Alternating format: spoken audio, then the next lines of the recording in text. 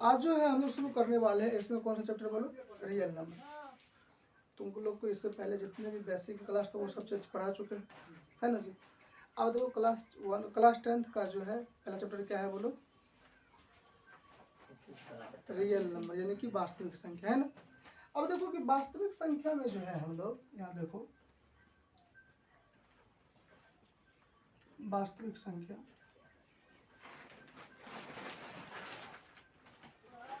Real number, ये तो हम लोग क्लास 9th में बढ़िया से पढ़ चुके होंगे। अगर तुमने क्लास 9th पढ़ा होगा तो वहाँ तो हम लोग बढ़िया से पढ़ चुके हैं, है ना। लेकिन यहाँ जो हम वास्तविक संख्या की चर्चा करेंगे, यहाँ हम लोग उस डिटेल को नहीं पढ़ने वाले हैं कि वास्तविक संख्या क्या होता है, वास्तविक संख्या क्या क्या अंतर्गत क्या क्या आता है, नहीं आता है। शायद हम तुम लोग को नंबर सिस्टम ये सारी चीज़ पहले ही बता चुके हैं। आज जो हम लोग वास्तविक संख्या में पढ़ेंगे वो सिर्फ वास्तविक संख्या में क्लास 10th में जो टॉपिक दिया हुआ है यूक्लिड विभाजन एल्गोरिथम, हम लोग उसको पढ़ेंगे, है ना। थोड़ा सा वास्तविक संख्या के बारे में हम लोग जानते हैं कि वास्तविक संख्या होता क्या है। अगर हम लोग वास्तविक संख्या स्टार्ट कर रहे हैं तो, है चला। तो इसमें क्या होगा देखो कि सबसे पहले वास्तविक संख्या के बारे में हम लोग कहते हैं कि इसका परिभाषा होता है। तो ये तो थोड़ा सा वास्तविक संख्या का जो थोड़ा बहुत जो था ओवरव्यू वो हम चर्चा किए। लेकिन आज जो तुम लोग का जो मेन टॉपिक है वो मेन टॉपिक क्या है बोलो? मेन टॉपिक है यूक्लिड विभाजन एल्गोरिथम। क्लास 10th का जो पहला चैप्टर है तुम लोग का वो क्या है? वास्तविक संख्या। और वास्तविक संख्या हम लोग पढ़ेंगे यूक्लिड विभाजन एल्गोरिथम। तुम्हारा जो मेन टॉपिक है चला वो हम लोग स्टार्ट करने वाले हैं, बोलो यूक्लिड विभाजन एल्गोरिथम, ठीक है ना जी। क्या करेंगे? यूक्लिड विभाजन एल्गोरिथम। ये थोड़ा सा ओवरव्यू तुम लोग समझ गया, है ना। अब यहाँ समझो यूक्लिड विभाजन एल्गोरिथम। थोड़ा सा ये बताओ कि यूक्लिड विभाजन एल्गोरिथम होता क्या है, ठीक है ना। देखो यूक्लिड साहब जो थे उन्होंने क्या किया कि मैथमेटिक्स में एक रूल दिया, है ना। और उन्होंने कहा कि हम जो रूल दे रहे हैं आप उन रूल से जो है क्या बनाइए? मेनली एचसीएफ बनाइए। क्या बनाइए? एचसीएफ बनाइए। जैसे हम तुमको समझाते हैं यूक्लिड साहब ने क्या कहा। जैसे हम तुम्हारे सामने देखो यूक्लिड साहब का रूल लिखते हैं। यूक्लिड विभाजन, ठीक है, एल्गोरिथम। इन्होंने क्या कहा सबसे पहले समझो। इन्होंने कहा कि अगर आप 2 नंबर का एचसीएफ निकाल रहे हैं, क्या निकाल रहे हैं? 2 नंबर का एचसीएफ, है ना, ठीक है ना। तो 2 नंबर की जब आप एचसीएफ निकाल रहे हैं तो पहला नंबर जो है जैसे ए क्या होगा? बी से बड़ा होगा, है ना जी। ए क्या होगा? बी से बड़ा होगा। और इसके लिए जो है इन्होंने कहा कि आप जो है यहाँ पर यूक्लिड विभाजन एल्गोरिथम लगाइएगा ए बराबर बी क्यूब प्लस आर। और यहाँ कंडीशन दे दिया था कि आर का जो मान होगा वो क्या होगा चला कि 0 से क्या होगा? बड़ा होगा या फिर बराबर हो सकता है ना। और बी का मान क्या होगा? ये इससे छोटा होगा। बी का मान क्या होगा बोलो? ठीक है ना। ये तुम लोग कंडीशन समझ में आया। ये देखो ये जो है इसका मतलब होता है कि इसका मतलब यहाँ जो है 0 से क्या है? ये बड़ा है। 0 से क्या होगा? बड़ा। और नीचे जो एक लाइन ड्रॉ किया हुआ है इसका मतलब है कि इसके बराबर होगा। आर का मतलब यहाँ पे हो गया चला शेष। क्या हो गया? क्या हो गया? शेष, ठीक है ना। अब देखो कि इसके लिए हम एक कंसेप्ट तुम्हारे सामने लिखते हैं। जैसे कि हम एक भागा बनाते हैं 4 से, जैसे हम 15 में लगा, है ना। यहाँ समझो कि यह क्या होगा? 4 तिया। इसी में जो है यूक्लिड साहब ने क्या कहा कि ये जो आप 15 है इसको आप जो है मानिए ए। क्या मानिए? जैसे भाग लगा रहे हैं उसको कहिए बी, है ना जी। जो आपका भागफल है इसको कहिए क्यू। क्या कहिए? और जो आपके नीचे में आया उसको कहिए शेष, है ना जी। तो हम यहाँ से जानते हैं क्या कि सर भाज्य बराबर फॉर्मूला होता है भाजक गुना भागफल जोड़। अब यूक्लिड साहब के हिसाब से चले चला तो ए देखो कि ए बराबर भाज्य को हम लोग ए लिख दे, भाजक को हम लोग क्या लिखे बोलो? बी लिख दे। अब भागफल को हम लोग क्यू लिख दे, आर को शेष लिख दे। देखो यही नहीं कहा यूक्लिड साहब ने कहा है। अब देखो कि जब हम लोग एचसीएफ बनाएंगे तो एचसीएफ में होता क्या है कि हम लोग क्या करेंगे, इस ये जो तरीका है इस तरीका को पढ़ते कि स्टेप बाय स्टेप लेके चलेंगे। स्टेप बाय स्टेप का मतलब समझता है? नहीं समझता है। चलो जैसे हम क्या करते हैं कि एक तुम्हारे सामने क्वेश्चन लेते हैं कि हम ले लिए 18 और ले लेते हैं 24, ठीक है ना। और इनका हम लोग एचसीएफ निकालते हैं पहले नॉर्मल तरीका से। कैसे निकालते हैं? ध्यान देना तुम लोग, नॉर्मल तरीका से कि जैसे मान लो कि 24 हो गया और यहाँ 18 से लगा, है ना जी। ये क्या बना रहे हैं हम जी?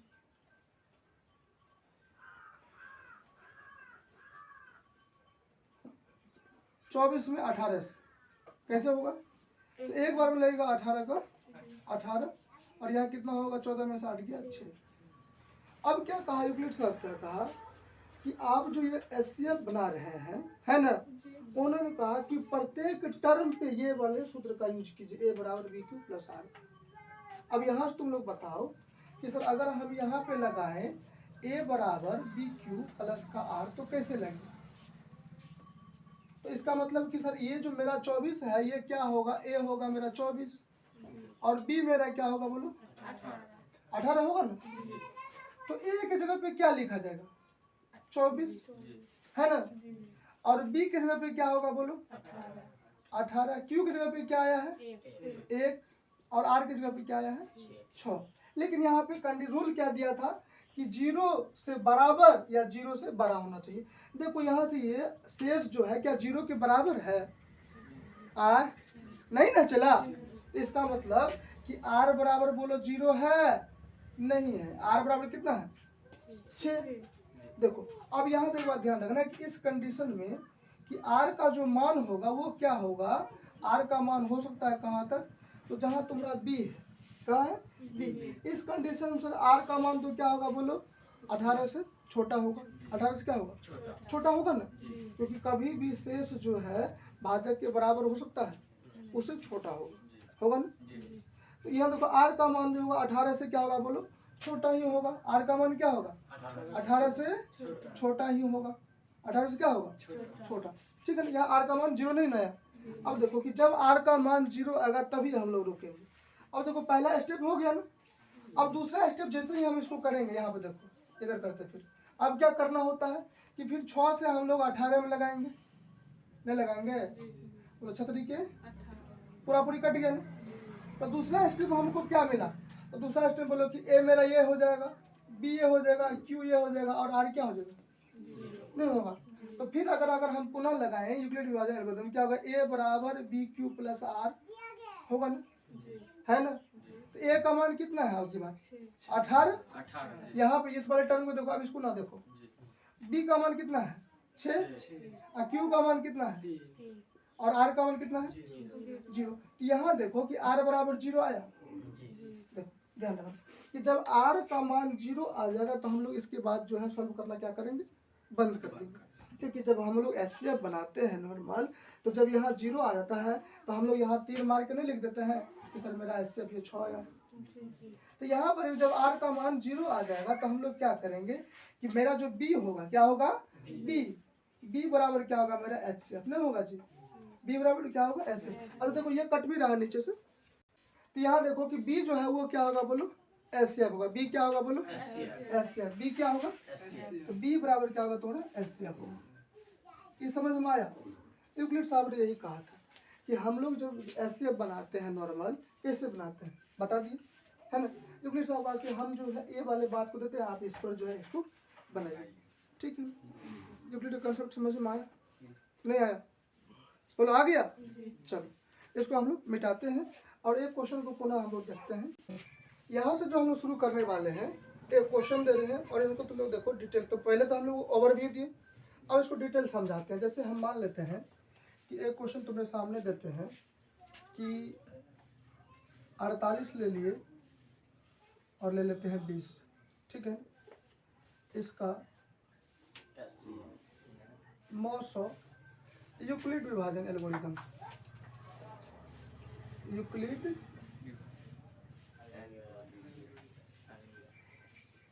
एल्गोरिथम, या ऐसी को हम लोग प्रमेय भी कहते हैं या प्रमेयिका भी कहते हैं, है ना। तो तुम लोग ये भी बोल सकता है यूक्लिड विभाजन प्रमेयिका से, ठीक है ना। अब हम क्या बोले कि सबसे पहले कि जो सवाल दिया रहेगा हम लोग जो बड़ा नंबर रहेगा उसको क्या मानेंगे? चला ए। छोटा का हम लोग क्या मानेंगे बोलो? बी मानेंगे, ठीक है ना। मानेंगे? अब यहाँ देखो यूक्लिड साहब क्या फॉर्मूला दिया है, तो लिखेंगे यूक्लिड विभाजन प्रेमिकास, है ना जी? क्या दिया है, उन्होंने कहा है कि a बराबर बी क्यू प्लस a बराबर बी क्यू प्लस आर, और कंडीशन है कि जब आपका r बराबर 0 होगा तब b HCF होगा। यही बात है जी, है? r बराबर जब 0 होगा तब b क्या होगा बोलो? HCF होगा। और r के लिए कंडीशन क्या होता है कि r का जो सर मान होगा वो क्या होगा बोलो? 0 से बड़ा होगा या बराबर होगा, लेकिन b से क्या होगा? छोटा होगा। ये बात समझ में आया ना कि r, इसको पढ़ेंगे r less than equal 0 less than equal to r और लेस देन b, है ना? आया समझ में? अब यहाँ से लगाओ तो a बराबर B Q plus R, a कितना चला? 48। अब बी क्यू प्लस आर तो हमें निकालना होगा ना, तो कैसे निकालेंगे? बगल में 48 का HCF तो 20 से लगाना, 20 दूना यहाँ 8 है ना जी। अब देखो बी क्यू प्लस आर, इसको क्या बोलेंगे? B Q plus R. एक बार मिल गया ना? अरे बोलो यहाँ क्या लिखेंगे बोलो? 20 गुना का 2 और प्लस का 8। अब यहाँ देखो क्या r बराबर 0 आया है? तो नहीं आया, तो इसको ऐसे लिख दो, ठीक है ना? पुनः देखो इसको हम लोग स्टेप फर्स्ट कह सकते हैं, इसको स्टेप फर्स्ट, ठीक है ना? अब देखो इधर लिखेंगे स्टेप सेकेंड, अब पुनः क्या लिखेंगे? Step second. अब पुनः यही वाला रूल लगेगा, a बराबर बी क्यू प्लस आर। अब कहाँ से लगेगा? यहाँ से। अब फिर इसको मिटाओ। अब यहाँ देखो यहाँ आएगा 20, नहीं आएगा जी? 8 दूना 16, ये 4 हो गया। तो फिर मेरा a कितना होगा? 20, अब b 8, क्यू रे 2 और r रे 4, है ना? तो फिर क्या होगा बोला? a बराबर बी क्यू आर, a बराबर बी क्यू प्लस आर दिए हो गया 20 बराबर बी क्यू प्लस आर। तो b कितना है चला बोलो? 8 गुना 2 नया है क्यू जी, प्लस r कितना है जी? यहाँ देखो कि r बराबर 0 आया है? आया नहीं, तो r डजंट इक्वल टू 0। अब ये ऐसे पता चलेगा? नहीं चलेगा। चलो पुनः हम लोग क्या करेंगे? स्टेप थर्ड जाना पड़ेगा ना जी, तो लिख दो स्टेप थर्ड। फिर क्या करना होगा? देखो कि यहाँ पर 4 को घेरना होगा, 8 को यहाँ लाना होगा, 4 दूना 0 आ गया ना? बोलो आगे 0। अब क्या लिखना होगा बोलो? कि a कितना होगा बोलो? 8। बड़ी मारमारी, ये बीच में जो रहेगा वो क्या होगा? a होगा। ये होगा हमारा b, ये हो गया q और ये हो गया r। तो देखो क्या होगा बोलो? a 8 हो गया, b कितना हो गया? 4 जी और 2 जो, अरे यहाँ क्या लिख दिया हम? r लिख दिए हैं रे। देखो यहाँ देखो चला कि r बराबर 0 आ गया है, तो हम बता दें कि जब r बराबर 0 आ जाएगा तब हमें क्या होगा बोलो? रुकना होगा। तब क्या करना होगा? रुकना होगा। और रुकने के बाद देखो कि जो b होगा वही तुम्हारा क्या होगा बोलो? HCF। तो लिखना होगा कि चूंकि, इसीलिए क्या लिखना होगा? इसीलिए 48 20 का 900 कितना होगा बोलो? कितना होगा? b ना? तो b लास्ट में क्या आया? 900 बराबर 4। तो यही है यूक्लिड विभाजन प्रेमिका से दो संख्याओं का हम लोग जब क्या निकालेंगे? HCF। तो कैसे निकालेंगे? आया समझ में? अब तुम नेक्स्ट क्वेश्चन बोलो, तो इसको हम बोर्ड को साफ करते हैं। देखो